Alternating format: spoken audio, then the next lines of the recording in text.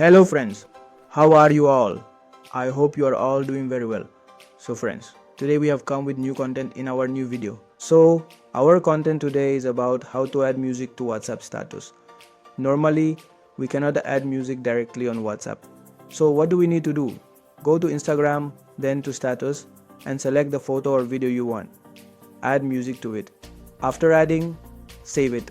Save it and then we can go to WhatsApp and set it as status. So let's start the video without delay. First, you need to open the Instagram app. After opening, you will see a plus icon beside that story at the top. You need to click on it. Click on it and select your photo or video. Click on it to come to this interface. Once you are here, you will see an option called song on the side. If the song you want to select is not here, you can search for it here and find it. So we are selecting a song. That you have to see the three dots here.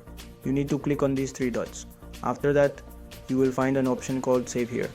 You have to click on this save option. After clicking here, your parsing will proceed and you will see that the music you edited into your photo will be saved here.